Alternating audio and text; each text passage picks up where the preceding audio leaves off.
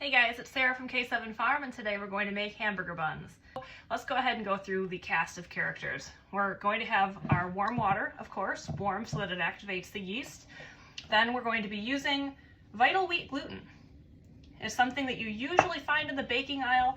I wasn't able to find it at most of my big grocery stores like Meijer and whatnot. That may have changed. I haven't bought it in a long time. I bought a lot of it on Amazon and still have quite a bit of it to go through. But if you can see, this is what it looks like. It's kind of like a powder. Then we have sugar, butter, salt, eggs. Now I'm doubling this recipe. You don't have to. You can very easily cut it in half if you're not feeding a small army. Yeast, flour, and then this really oddball ingredient, a baked potato.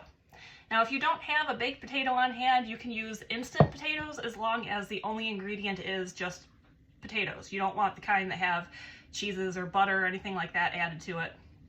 And you're not going to make it up to the consistency of mashed potatoes because if you think about it, a baked potato is going to be pretty dry. Mashed potatoes, you've already added butter and milk. If you haven't, you should.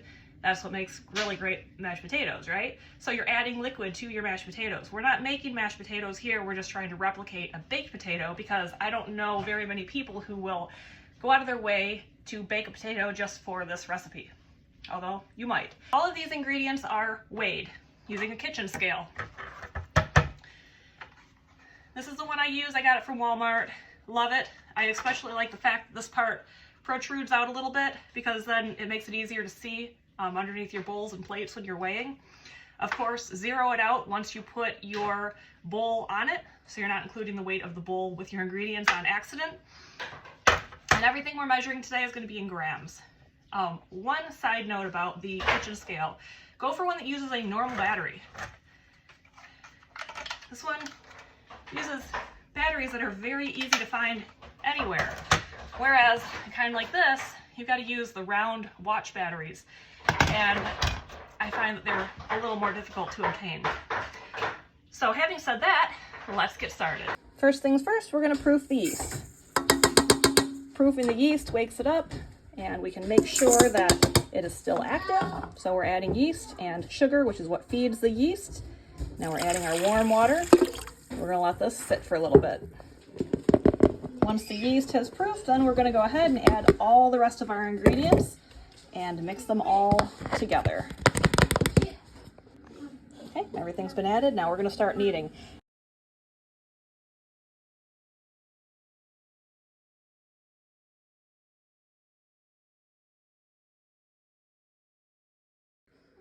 Now we're going to let this rest for half an hour, let it rise, and then we're going to do a series of stretch and folds. And I know stretch and folds are characteristic of sourdough bread. However, it also has applications with breads like this. So I will show you what to do when it is time. The first rise, you're probably not going to notice too much action, and that's normal. As we do the stretch and folds and let it rest longer, you will start to notice the yeast coming to life. All right, so as you can see, the dough has not risen that much, but that's to be expected. So I've got a wet hand, and that's going to help prevent the dough from sticking. We're going to stretch and fold, and we're going to do this for 4 times around the dough. It's really difficult to do one-handed. Last one. And then I'm going to need 2 hands for this. I need one hand to hold the bowl. I'm going to flip it over and form a ball. Okay, so there we go. So you can see it's a little tacky. It's wanting to stick a little bit to my skin, but it's not terrible. So the wet hand, my hand is now dry, that's why it's sticking, but the wet hand helps prevent anything from sticking to your hand.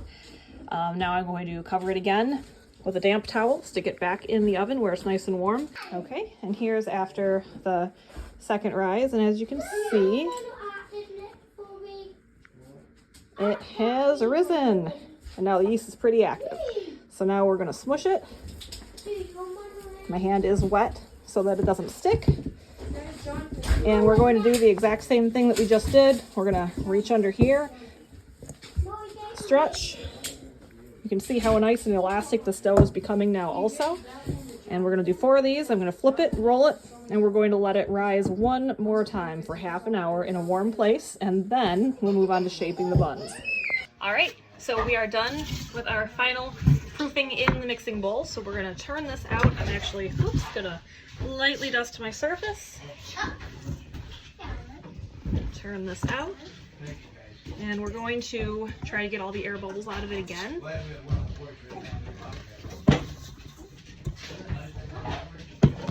There we go. Still a little bit tacky, and that's all right. Now this recipe, I doubled it, so it's going to make 24, but we're not going to eyeball it. We're going to actually weigh each ball of dough. So I've got my scale, it's turned on, putting the plate on. I'm going to zero it out so that we're not including the weight of the plate. And we're going to go for dough balls that are about 100 grams.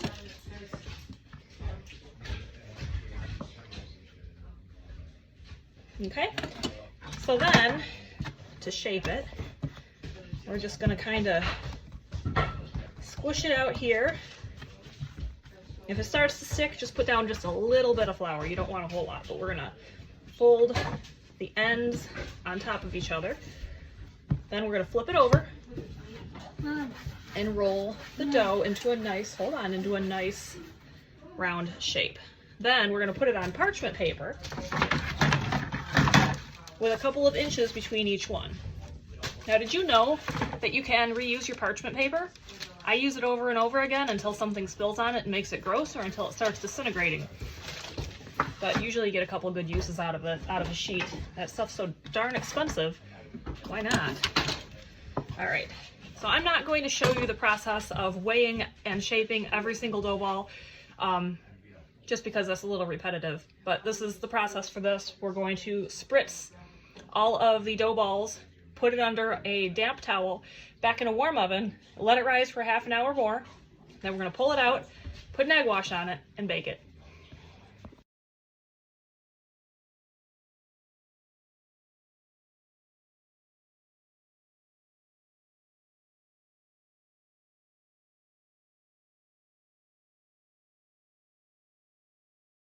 Now we're going to prepare our egg wash. All we do is we crack open one egg, and we add a generous little pour in of water, roughly about the same amount of egg whites, but you don't need to actually measure or anything.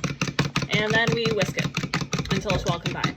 We're going to use a pastry brush and brush this on the tops of all of our buns before they go into the oven to bake, which will help give it a nice dark, shiny appearance. Okay, so my oven has preheated, and I'm just going to give these a light egg wash. And I think you'll like how they look when they come out. Otherwise, they'll come out cooked. It's not going to affect how they cook or how they bake, but it definitely affects their appearance, and they look a lot more like burger buns that you might get from a store. I think they make them look yummier. Now, I know with the sandwich bread recipe, I put the bread dough in an unheated oven, but for these, we're putting them in a preheated oven, 400 degrees, 15 to 18 minutes, or until deeply browned on the top. All right, one thing I forgot to mention is that we're gonna throw some ice cubes in the bottom of that oven to create steam. Here they are. Aren't they pretty? There's one last step. Now in this bowl, used to have egg wash, now it has melted butter. And we're just going to cover each of these with some melted butter.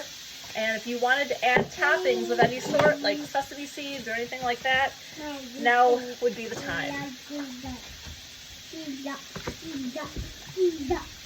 Now generally what I do, we take these fresh off the cookie sheet, put them in a towel-lined bowl, cover them with a towel, that way they can stay warm, and they are really, really soft when we're ready to eat them. And I will show you that in just a second.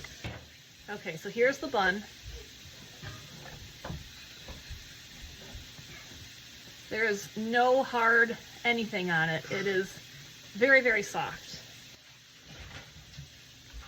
I don't know, can you guys tell how soft these are? They're amazing. But they turn out like this every time. They're awesome. So give it a try and let me know what you think.